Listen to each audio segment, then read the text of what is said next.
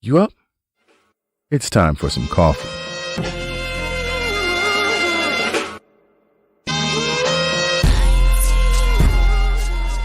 Hot, bold, and full of flavor.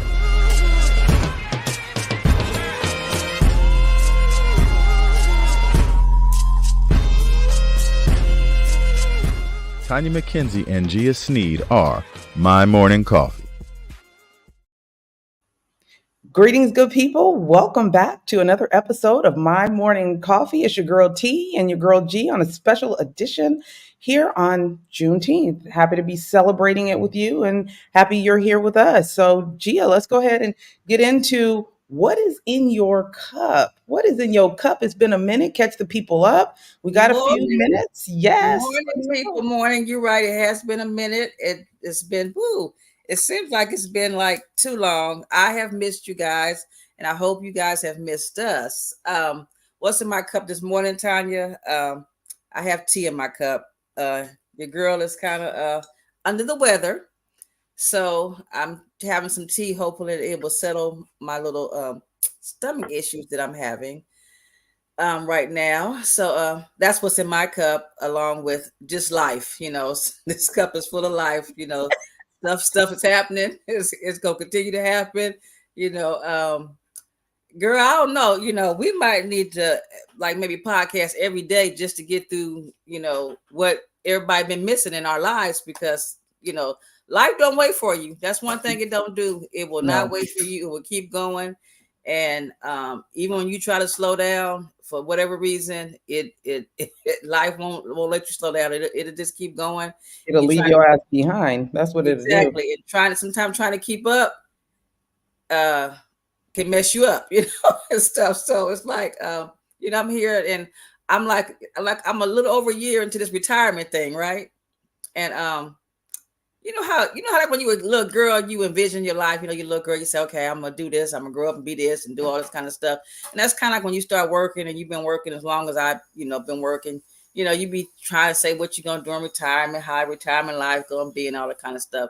I'm here to tell y'all, throw all that crap out the window, because just throw it out the window. Just live life. That's all I'm gonna say, is just live life, because how you be trying to have these plans and all this kind of stuff, sometimes they don't be planning. The plan don't be planning, as they say, or as I say, So it's just like, I don't know. But I'm getting it together. I am enjoying retirement, but I just feel, the word retirement, I be feeling tired in retirement. So I don't, I gotta revisit that word, think about that word some more and dissect it, because retirement, I'm like, okay, it's supposed to be a good word, a fun word. Retired out of retirement. This is not good. Right, exactly. I'm like, that's the stuff nobody tell you about. That that's just like the stuff your mama didn't tell you some things when you was a kid, and then you learn about it as you get older. That's kind of what's going on with this retirement thing. Oh, kind of like menopause and perimenopause.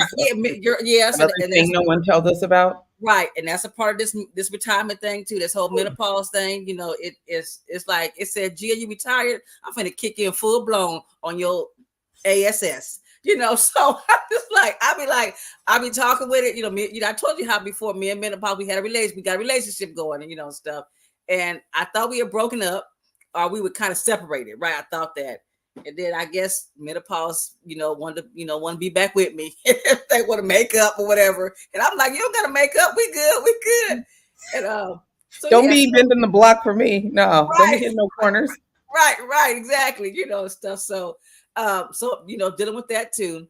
But other than that, I've been doing stuff here and there. Got some things brewing. I'm not gonna talk about right now, because I've been reading things and stuff, and listening to people, and sometimes I'm like, they say, keep your little stuff quiet for a little while, So I'm trying to do that, trying to figure out this thing called life and this entrepreneur thing, and all that. But I do want to talk to you, offline, because I'm thinking about a little rebrand on something. So I want to solicit your help in that.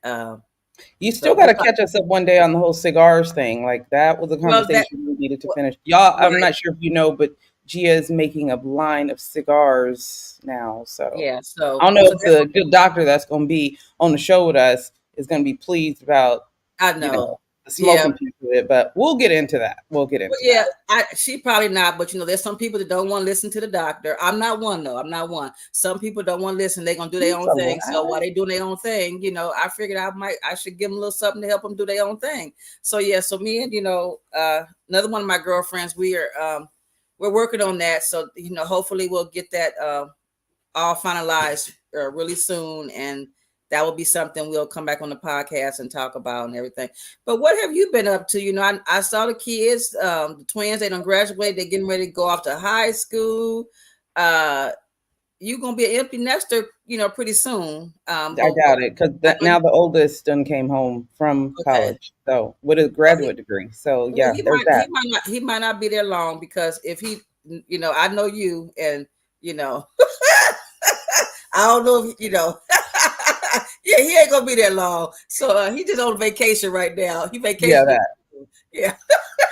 Yeah, so the twins did graduate. They graduated middle school. So I will have two in high school, but they will be at two different high schools. So Oh, not sure how often that happens, but we'll have three in high school at two different high schools. So if you thought that you were irritated with me being unavailable before, get ready to full blown cut me off. But I do have a okay. Wait a hashtag. minute. So all three of them be going to different schools, or just the twins will be going to the same high school? No, the boys will be going to one school and Talia Okay. will be at Redondo Union. Oh, she's not going to So be with her brothers. Oh, oh. So pray for me and understand that my heart is with you. But I do have my hashtag freedom in 4 years. So when you guys see that, you know that I'm counting down to when I get my life back. It will be such a pleasure to be able to do things like make plans on Sunday. But until then, please keep me in your prayers. And let's soak up some of this good information that we're going to get from Dr.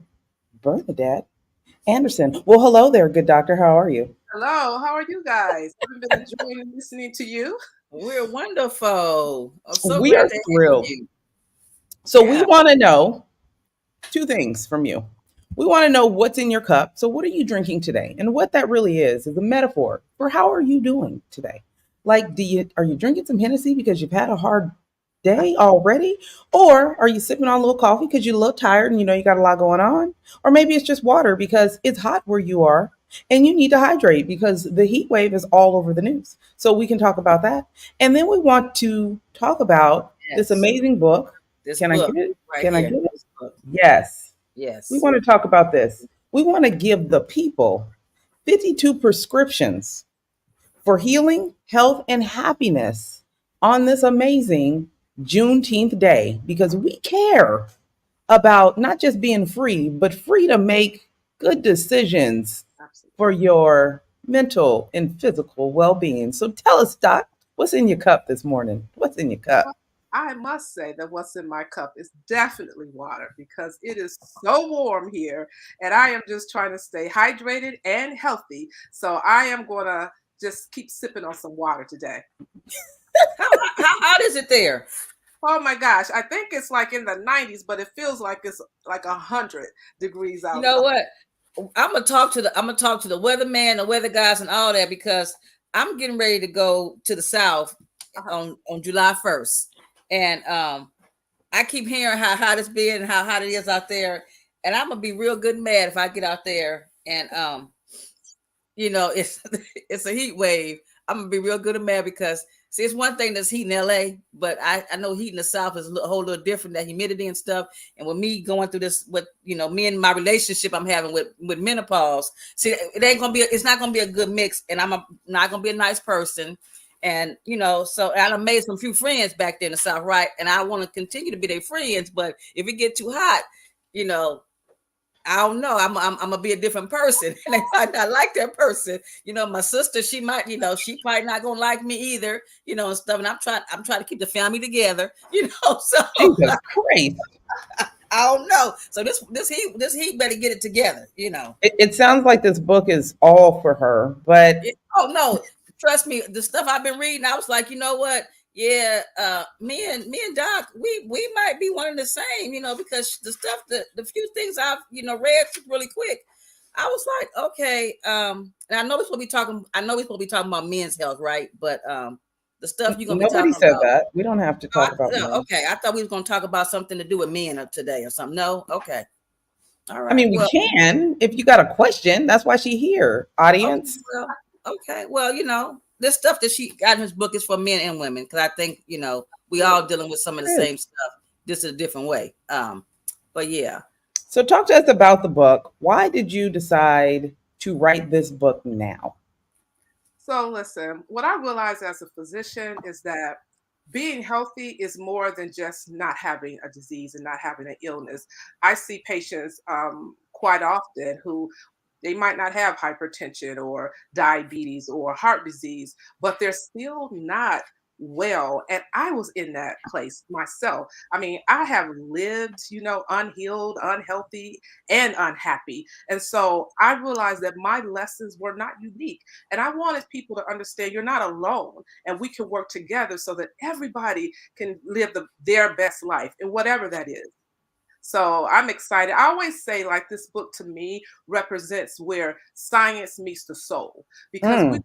often concentrate on the science when we're in the office, but we forget to feed the soul. And so the purpose of this book is to marry those. This is where science actually meets the soul. Well, let's get started with this first. Mental health. People do not take it very seriously. They don't. I think we take it for granted. And we've seen a lot of mental health being destroyed, which then messes up your physical health. Or is it the other way around? So, in order to take care of yourself, you got to be in a good mental place, right? So, if you're in the office and I'm telling you, look, I need you to eat healthier, I need you to be more fit, but your mindset is not in the space to do those things, then you're not going to be able to take care of yourself physically. I think too often it's easy to focus on the physical health. Let's face it, everybody wants the doctor to fix them, find out what's wrong with me. But when you don't have a diagnosis and you got to roll up your sleeves and you got to figure out really what's going on within you internally, that's work. And it's a lot of hard work. But, you know, mind, body, and spirit go together. I can't treat the physical and then just let the mind and the spirit you know, figure it out on their own. Yeah, Amen. that's true. And a lot of times we have a lot of illnesses. We have a lot of physical things going on, and I think the physical things that we have going on, they start to affect our mental. Because a lot of times, like right now, a lot of us are getting older. I was talking to my girlfriend the other day, and we start worrying about stuff because we're getting older. You never thought you were gonna get to the age that you're at. When you look at your mother and your grandparents, and they always seem so much older than you. So now you're kind of at that age, when you were looking at your mother and your grandmother, and so now you start worrying about every little thing, like every little thing that hurt. It's like, oh my God, is it this, is it that, and that starts to me affecting the psyche. Because it's like, oh, woe is me, oh this, that, stuff, and so it affects your mindset, your illnesses. And so how do you or do you have a solution or have things that you can share with the people how they can really have a better positive mindset to help them get through some of the I'm not the Anxiety of physical health. yes. So one of the things that you can concentrate on is the fact that a lot of your health is in your control. I know we set up these office visits to come see the doctor and hoping that the doctor's going to have a magic solution. But I would like to remind people that most people will spend about an hour a year with the doctor. So clearly, it's not the doctor or the office visit that's going to make you healthy. It's what you do, your lifestyle. So even when we think back, like, oh, wow, I'm at the age of my parents, but we have a lot of things that are available to us that our parents didn't have available to us. And one of the main things that you can work with is what's your lifestyle? What are you doing in terms of getting enough sleep? What are you doing in terms of eating well? What are you doing in terms of being physically fit, being moving and doing those things? So And then what are you doing for your mental health? For me, I get up every morning and the first thing I want to do is meditate. I need to center myself and I need to check in with Bernadette, see how Bernadette is feeling before I go out into the world and start trying to do things. Well, let's get started with week 4. Now, let you guys know the book is amazing because it gives you 52 weeks. It gives you 52 weeks to get your life right, okay, mentally and physically. She breaks it down so you can do one thing at a time. You don't get overwhelmed with how you want to improve your life. So I'm going to give you the weeks that I wanted to focus on because me and Gia both need a little healing and we have people in our lives that need it. So I want to get into some of this so that you recognize how you can use this as a guide. You can do 52 weeks or you can jump around and find what ails you and start to work on it. I really like when a book is an easy read and you can continue to use it as reference. So, week 4, accept what you cannot change. What are you refusing to accept in your life? Do you spend a lot of time worrying about what you cannot change? Doctor, take us in. So listen, I've been there. I've been in that mental debate where I'm constantly trying to fix things that or change things that are impossible for me to change. And that weighs heavy on you on the person mentally.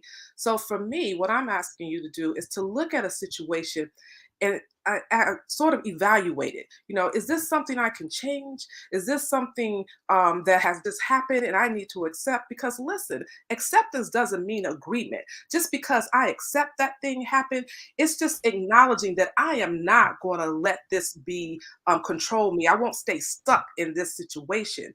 Acknowledging your feelings about it, but accepting that it has occurred and not placing any judgment on what you feel about it. That's when you can move on to healing. If you don't accept it, you can't heal from it.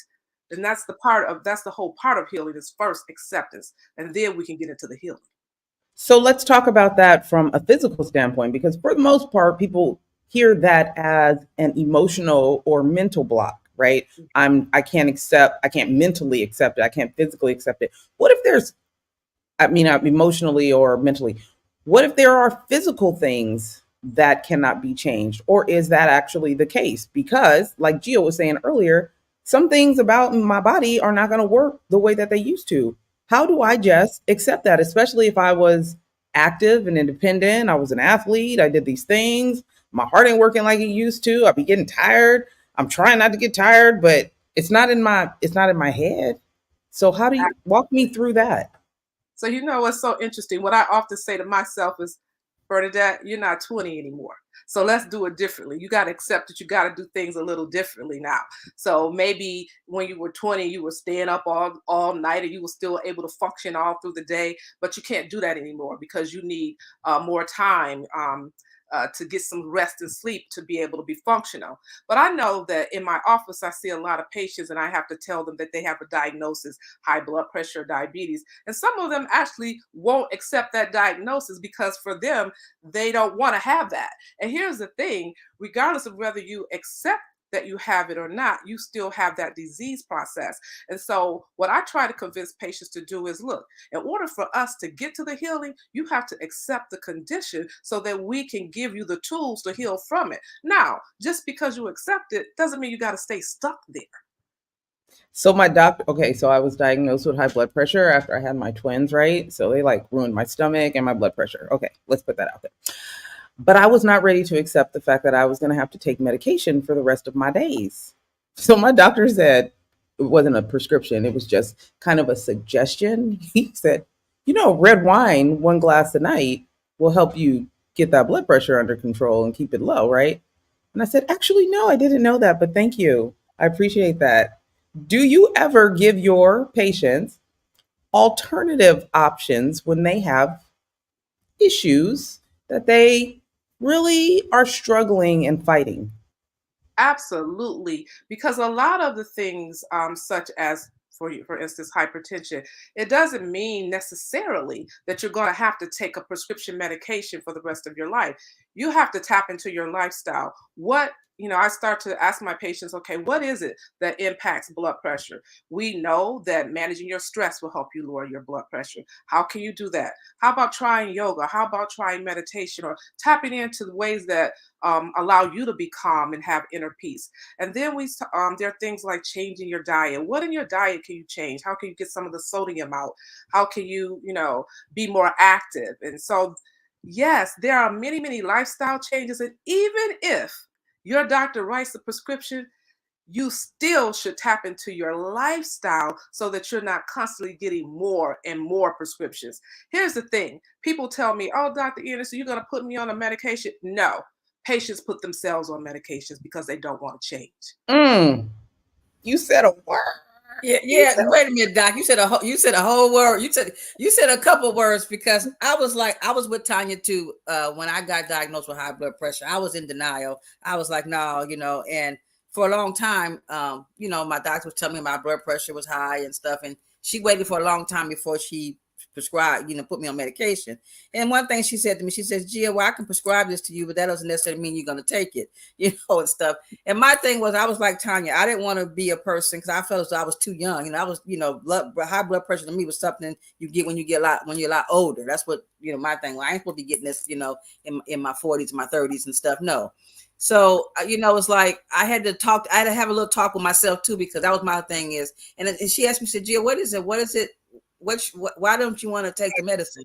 And I said, I don't want to be a person that's on medication for a long time all my life. That was just always been a fear of mine. I don't want to be putting all this stuff in my body for so long, So after I, had to start thinking about what some of the things you said, it's about lifestyle changes. What can I do to change some things, like diet and exercise and things like that. And then, this whole stress-free life, but it's hard, Doc, to live a stress-free life, because, even if, here I am, I'm retired and I'm still stressed. So there's other things in life that bring these stresses on. First, everybody thinks, oh, you're stressed because of work. And sometimes you're stressed because of, what's going on in your life, with your kids and your family and stuff like that. So I might can get up and, fix one part of it and doing good on that part of it. But the part that I think that's probably really causing the blood pressure is that stress and, life, going outside sometimes is stressful. You go outside the door, you're like, what the hell is going on out here with these people? That stresses you out. Driving to the store sometimes stresses me out, because it's like, I'm trying to get to the store and everybody else is like, they on their phones in their car. They, they driving slow, they like, look, so irritated. So I'm irritated. So there you go. My stress is gone up. You know what somebody said to me the other day? I went to lunch with Erica Bryant, friend of mine, and she said, we were talking about something, and I said, it made me mad, or I was mad. She said, why? And I was just, because I'm mad. Like, she said, that's a choice. And I do think after I thought about it, and she said she got this from her therapist, but it gave her the understanding that we choose what emotions we decide to inherit and take on. And I've had to look at that a little deeper in regards to, why am I going to let this set me off? How do I fix my mindset in a way that says, this is where I'm at today, and I'm not going to let anybody take me out of that, because it is a choice, actually. Absolutely. And now that I've been practicing that, I'm like, so I can decide not to be mad and just not care and not allow for it to impact me. I don't know, just between making my own decisions about my emotions and the red wine, I'm doing okay. And I checked my blood pressure the other day, and damn it, it's doing pretty good. Just thought I'd throw that out. Red wine. There's a song about it. I'm trying to tell you. Just trying to tell you. Okay, really quick, Gia and good doctor, I do have a story to share with you really quick. Remember my friend, Captain John Naylor from Redondo Beach Police Department. He also retired.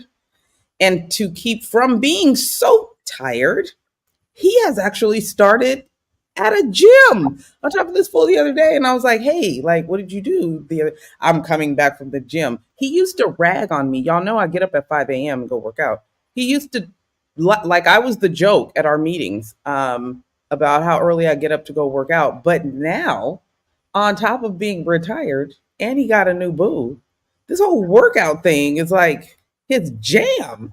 I was like, what? Well, You see, working out? it's the new boo. It's the new boo that got him in the gym. 'Cause I'm getting ready to tell you, don't come to me talking because I'm not getting up at 5 o'clock in the morning, meeting you at the gym, nor John at the gym. No, that's not happening. So it's the boo thing. It's the boo thing that got John. Tell John I said it's the boo thing. I'm happy for him about the boo thing, but Oh that's my what that God. is. It's the boo thing. I love it. So let's talk about chapter 23. Fitness is a lifestyle. Do you have a regular workout schedule? What obstacles interfere with keeping weekly workout hours? Let's talk about it. Yes. So one of the things that it's really true. Fitness really is your lifestyle, but you have to find those things that you enjoy. If you don't enjoy going to the gym, then don't go to the gym. Fine. If you enjoy walking in the park, then take the walk in the park. But you need to incorporate it into your lifestyle so it doesn't feel like one more thing I have to do, one more thing on my schedule. Enjoy it. Think of it as your way of pouring into yourself. It's your medication, actually. People talk to me and say, how long am I going to be on this medication? I don't know that. I can't answer that for you. You're going to be on it until you make the necessary changes. So, like for me, one of the things that I did for myself is I started to do the spinning classes. I love spinning classes. I actually went and bought myself a spin bike. When I'm on that bike, I'm not even thinking about it as exercise. It's like my downtime. It's Bernadette pouring into Bernadette, because all day we're giving to somebody else, children, our jobs. But when do we take that like, hey, I need a time out, I need a break, I need to pour into me? And fitness is a way that you can really pour into yourself. Okay, so as we get older, us women, especially those of us that are going through perimenopause and menopause, we get more testosterone, right? Yes. Okay, so a great way to deal with that testosterone is to go burn it off doing Right. something for yourself. Right. And I don't necessarily say we get more, but what's happening is your estrogen is sort of decreasing and your testosterone is sort of staying the same. And so you feel like you have more testosterone just because you don't have And that. you're irritated Okay. faster I'm and you want to irritated. punch somebody in the throat Yeah. sometimes, Miss Gia. So, a little Yeah. workout make you like not want to punch somebody in the throat while they're driving on their phone in front of you while you're trying to get to the grocery Yeah, store. and I just want to add this too. Working out doesn't always have to be like, oh, I'm gonna get on this treadmill, I'm gonna get my heart rate up till I can't breathe. It can be stretching. I love Pilates class. I love just because those types of things help you be more centered. And the other thing is, as we get older, what happens? We lose our balance a little bit easier. So doing like exercises like Pilates and yoga will help you grow old gracefully. And we all want that. Yoga is amazing. I was a yoga fit instructor and seeing how it improves people's quality of life just by learning how to use what's inside of you already is so impactful. But Yeah. since we're talking about things But you that know what? are See, Dr. Anderson, you see how Tonya throws little things out there at you now. She know I'm getting older, right?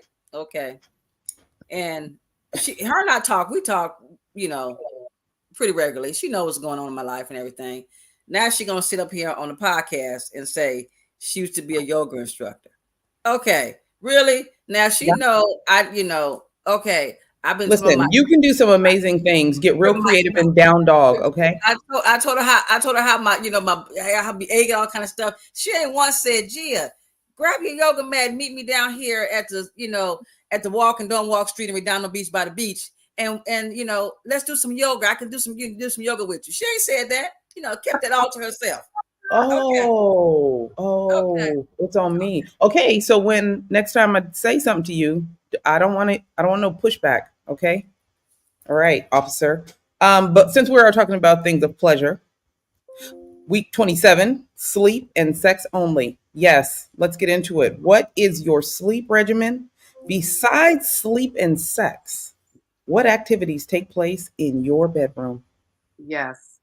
Too often, everything is going on in the bedroom. Work, we're watching television, it's we're playing with the children, we're doing everything in the bedroom. It's actually confusing to our brain, like what's supposed to happen. What should be happening is you're getting 7 to 9 hours of sleep. And I know people are gonna say, well, I can get away with 5. You may believe that you're getting away with 5, but that might be why your diabetes is not controlled, and it might be why your blood pressure is not controlled, because you really require, as an adult, 7 to 9 hours of sleep. And you know what? That goes for every single person. And when Okay, you go, so what is the physical and mental impact when you are trying to live regularly off of 5 to 6 hours, Mhm. 4 to 6? Right. And what you'll see it show up in having elevated blood pressure. You'll see it show up in stress levels increase. You'll see it show up in being overweight, because you know what? You stand up later, guess what? You're grabbing that extra snack. So you'll see it show up in other ways. Your bedroom needs to be where you go to sleep, where you have sex. That's what should be going on in there. Your mind should almost, as I walk up the steps, I just get sleepy walking upstairs, because that's what's going to happen. I'm going to go to sleep there. So I really want to emphasize 7 to 9 hours, no excuses. You got to Well, go. what can you do for the person like okay, for example, me. Sometimes I have a hard time going to sleep and trying to get in those. I would love to get those 7 to 10 hours or 7 to 8 hours, but sometimes I will get into bed and it's just like, okay, I'm looking at the ceiling because I can't. It won't shut off. I can't go to sleep, and I get so mad because I look over at my husband. He hit the pillow and he's sleeping, he's snoring and stuff, and I'm like at 3 o'clock in the morning, like what's like why I can't go to sleep? I'm talking,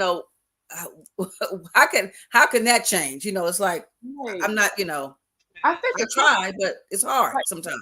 and also like preparing ourselves to go to sleep, about an hour before I know I'm going to get ready for bed, I start, getting off these devices, put your phone away, take the laptop and put it away. And then I do things that are very calming. Maybe that's a good time to grab a cup of tea.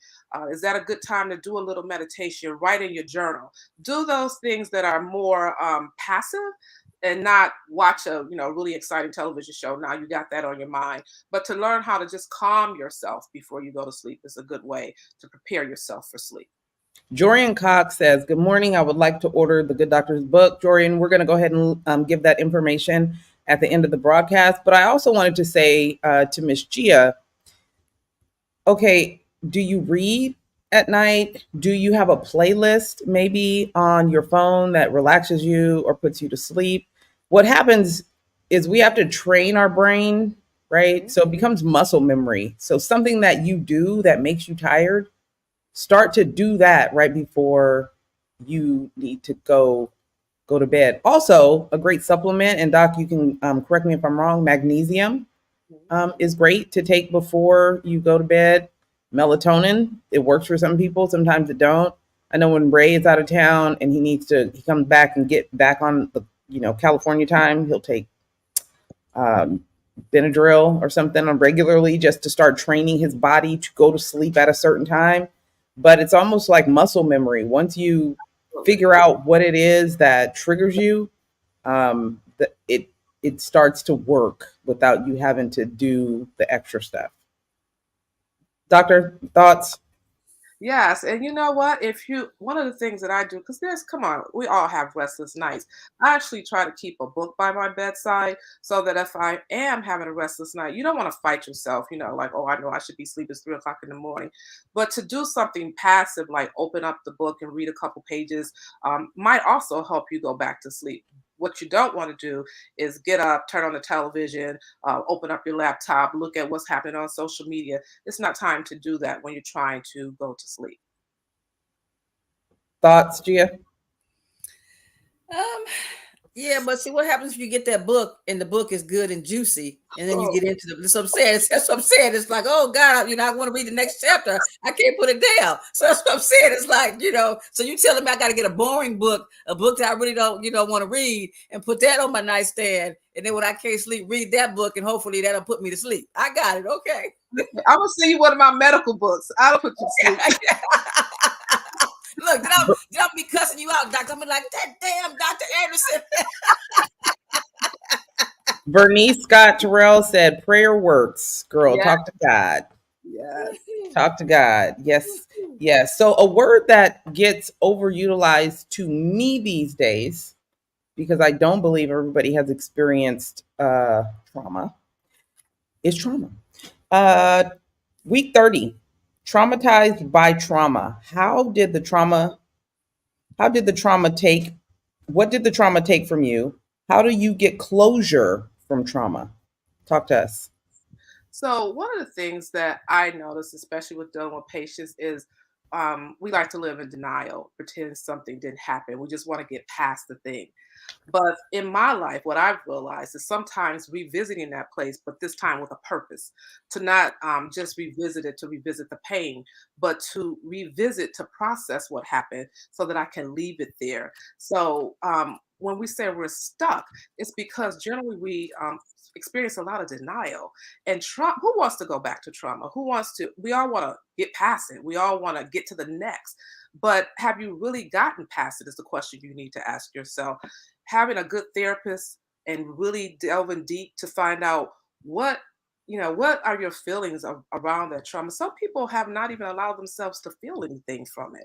They just want to move forward, and I want you to move forward, but I also want you to move forward in a very healthy way so that you don't keep going backwards, because what you don't deal with will deal with you. Amen.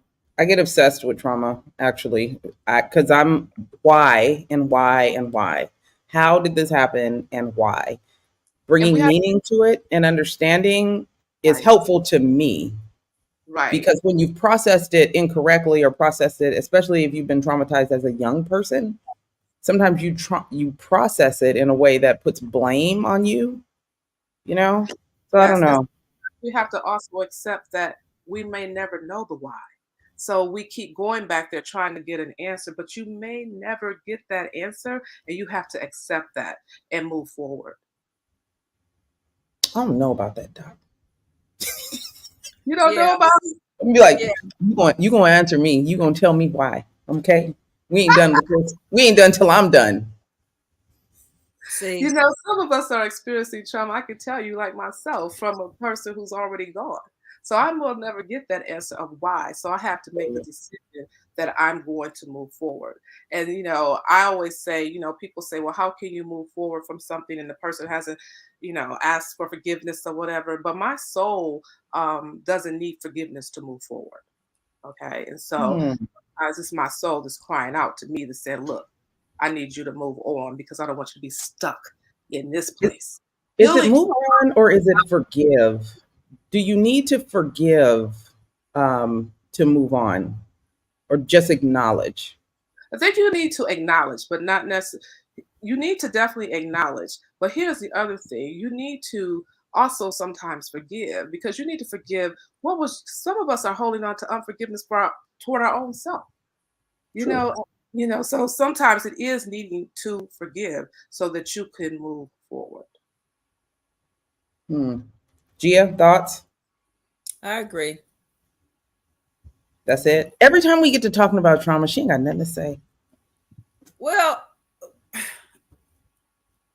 some people are experiencing trauma, do experience trauma, but I feel as though sometimes people, we sit in our stuff too long, and sometimes I talk to myself, because sometimes I think I'm too hard. I should be a little more emotional, a little more traumatic about stuff. And when I'm listening, I try to be a good listener to my friends, and when they have stuff, and sometimes I just be like, really, let's, snap out of it and move on.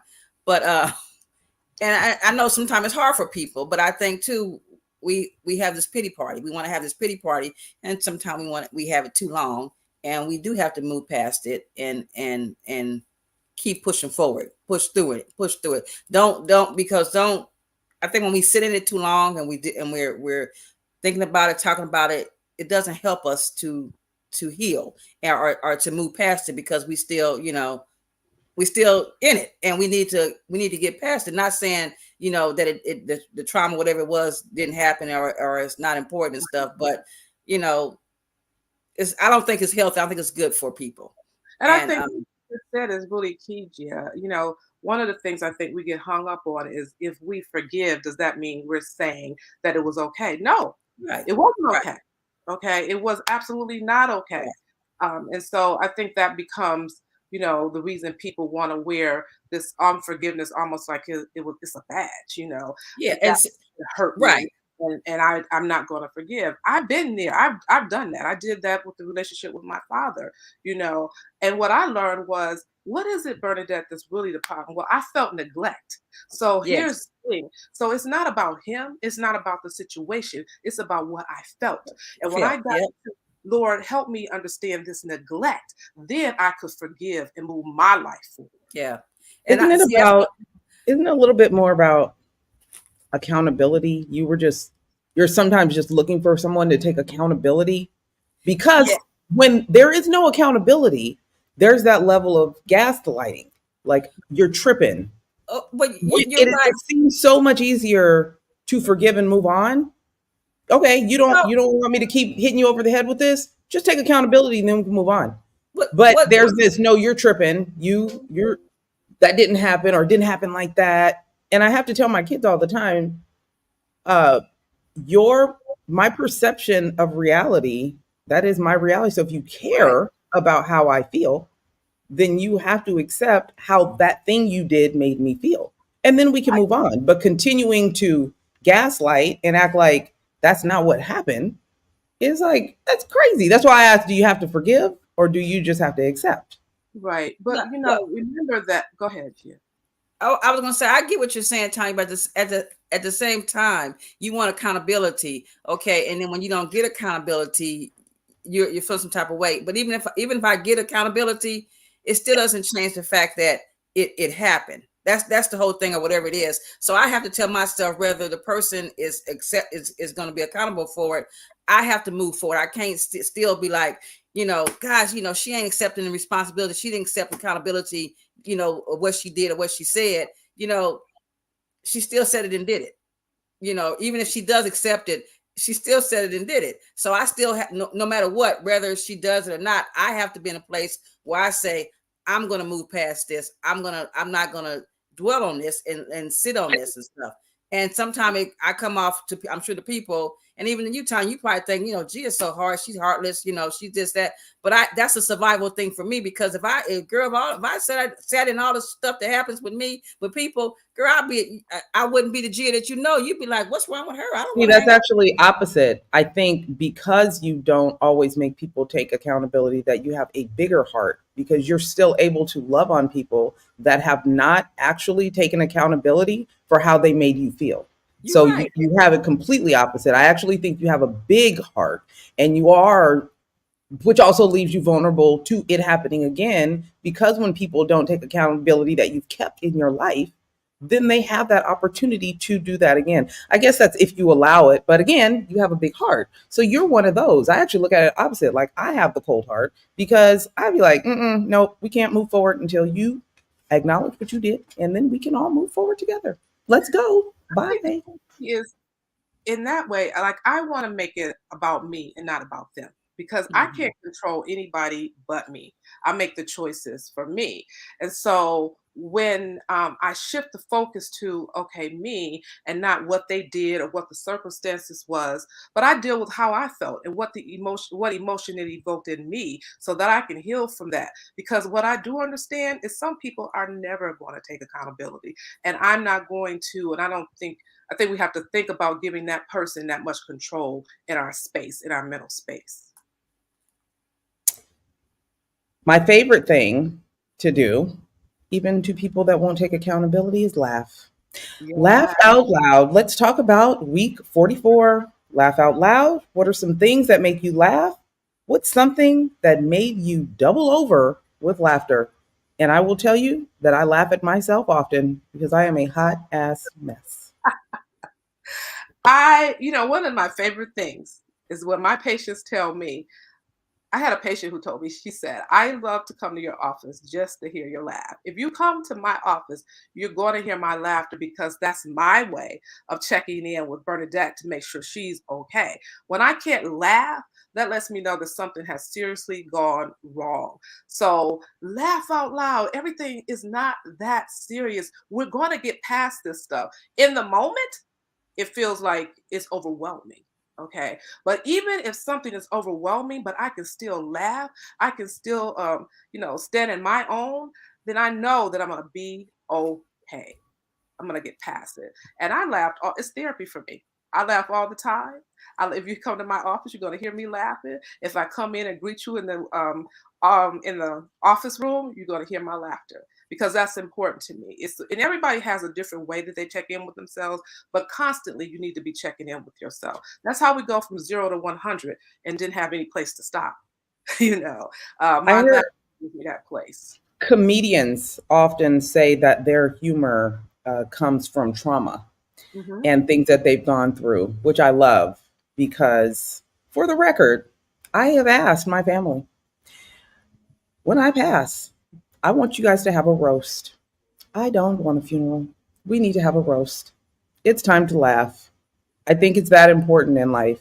Yeah. Nothing is that serious. If we are still here and we have the opportunity to kiki with some people around us about things that have happened in our life, like take it.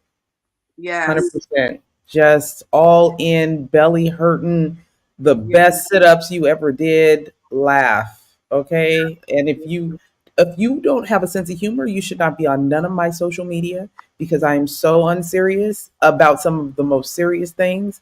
But in everything, ma'am, to me, there's always something to laugh at. Yeah. Gia, over there with your serious face, what are your thoughts?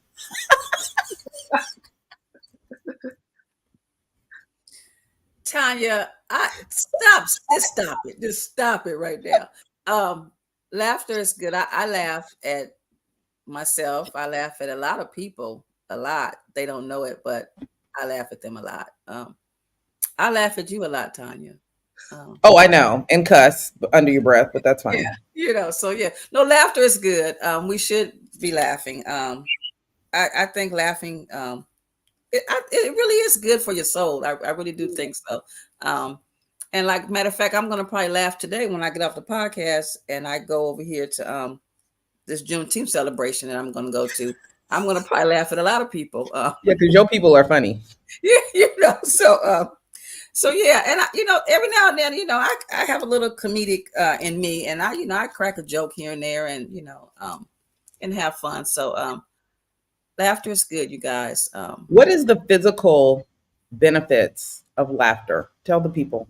Well, so it releases some what we call those good endorphins, those endorphins that bring down your stress, and it helps even to manage like blood pressure because when we don't take things so seriously and we can keep our life balanced, then we experience, more of those good hormones and those good endorphins that is relief with laughter, and I mean, I am a 100% believer in that laughter does the soul good. And when the soul is doing well, then the mind and the body tends to do well also. And Yeah. I'm sure it helps your blood pressure, everybody out there, for those Well, that are well, on now that's pills. the good thing, right? You don't have to go to the pharmacy for that. You can just, hey, watch a comedy show and laugh a little bit. Yeah, like I On laughed it. at myself not too long ago, Tanya. Like I fell. I was rendering aid to somebody on the street, right? Helped this gentleman and everything. Called paramedics. They showed up, and after the paramedics got there, I was leaving to finish my walk because I was getting my exercise in. Walk. And I just fell right in front of all the firemen. Just fell flat on my face. Just fell. Yes, I did. Messed up my knees and everything. I just fell. I was like, what the, And you and got bad knees. that's the thing. You don't want to, you don't ever want to fall in front of firemen, right? You don't want to do anything, because you're like, and I just failed, and I don't know how. We're all still trying to figure out what happened. How did I fall? And I failed. I'm like, Excited. It's all them yeah, firemen. no, stuff. So even the fireman said, "What happened?" He comes to help me. He goes, "What happened? Did your legs give out of what?" I'm thinking to myself, Gia, really, stuff. So I got myself together, got on up. I finished my walk, and I laughed at myself as I finished my walk. I said, You "Gia, of have all the to. places, of all the times you want to fall, you fall in front of 6 firemen. Really, it was kind of like that." But Well, that's a it good took. place to fall, though. That's a good place But to yeah, it fall. was Right. good. But it's hard, Bernadette. In my profession, it's like, that's the one thing you don't want to. I'm like, no, I don't want. It was kind of like embarrassing. It's like, oh, really, God, in front of all these men, I failed. It's like, Makes for the so best laughs. Makes for the best yeah, laughs. yeah. So And one of the things I but think it helped will, my pain. It helped my pain. It brought my I, stress level down. I'm sure it probably brought my pain level down a little bit. But hey, yeah. Absolutely. one of the things I think will keep stress down, and Doc, you let me know if I'm wrong, is having boundaries. So, chapter 50, draw the line in the sand. Have you established personal boundaries? Do people take advantage of your time and energy? Absolutely. Um, I know one of the things I often struggle with was always wanting to say yes. Yeah, I'll take care of it. But the thing was, I was taking care of everything and everybody but me. So you have to have some boundaries and even boundaries for yourself. When you set boundaries for yourself, you can get those things done that's on your checklist.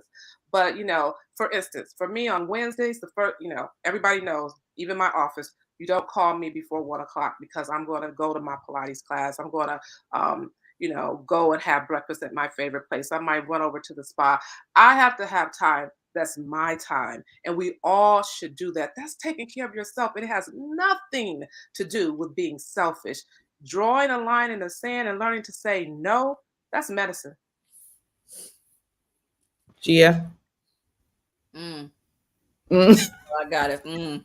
mm, mm, mm. Mm. I'm working on that boundary thing. I'm working on that. And we all, and here's the thing, because sometimes we set them, but then we can't maintain them, right? Yeah. So we say we're not going to do something, but then we go right ahead and do that thing that we said we weren't going to do. So that's a constant, that's constant work that we're working on. For me, I'm doing the same thing. I set a boundary, now I need to maintain that boundary because what I do know is that that's going to make me a healthier person. Yeah. Yes, yes. Well, listen, guys, I hope that you have enjoyed this time with the good doctor. When you get a chance, run out and get her book or you order it online. She's receiving some awards. So tell us about the awards that this book has received and what else is going on with you. Yeah, so it received the New York City Big Book Award. It also received the Independent Press Book Award. But I'm so excited! I'll be in San Diego next week. It is receiving the Indie Next Generation Book Award. So I feel like I'm just blessed. It's letting me know that the book is resonating with people. And even though it's a thick book, remember that it's not about I've written it for 52 weeks, but if it takes you 2 years to get to it, I myself, I'm still revisiting some of the same chapters that I've written. So it's just a constant thing to go back to. And I'm just excited about what's happening right now. Where can they get the book and how can they stay in touch with you? Yes, they can get the book on Amazon. Also, you can order it on with Barnes and Nobles in the bookshop.org.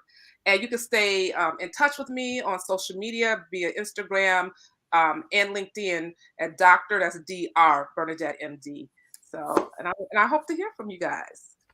I love it. Well, we want to thank you for taking the time today to be here. We want to continue to support you. So please know that once you have been on the My Morning Coffee show, you are family. So whatever you need from us and how we can support you and share the good work that you are doing, keep us posted and we will continue to keep you in our prayers and celebrate the work that you are doing. Thank you. It's been a pleasure. You Have a good one. guys go out and buy the book. You're going to find yourself within this book. I know you guys will. And also, it's also a good book to gift to your sister circles. So you guys know me. I'm about supporting. So y'all go and buy this. Get this book. Get it for yourself. Get it for your mama. Get it for your daughter. Get it for your cousin. Get it for your best friend. Get it for the neighbor. Just get the book, y'all, because once you open this book up, you're going to find yourself in this book. And she also helps you out. She even gives you a guide in the beginning on how to use the book. Now, how many books you get to tell you, especially these kind of books, to tell you how to use the doggone book. So it's no excuses, people. No excuses. Thank you, doctor. Appreciate you and enjoy the rest of your day. I will. You guys too. So what'd you think? It's really good. This is the few pages I went through and looked at, I you know, you say somebody, oh, where she I identify with her and like a lot of her life, you know, stuff.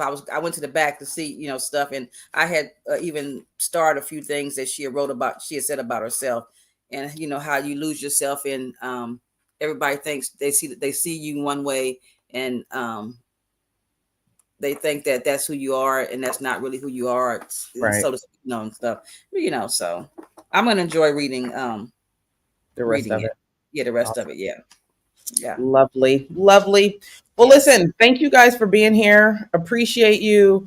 Please make sure you subscribe to My Morning Coffee on your favorite podcast network, channel, station, whatever y'all use to listen to My Morning Coffee. YouTube, Spotify, Apple, we everywhere. But stay connected so that you know what we're doing, who we're having, and where we are going to be. And until next time, peace, love, and good vibes.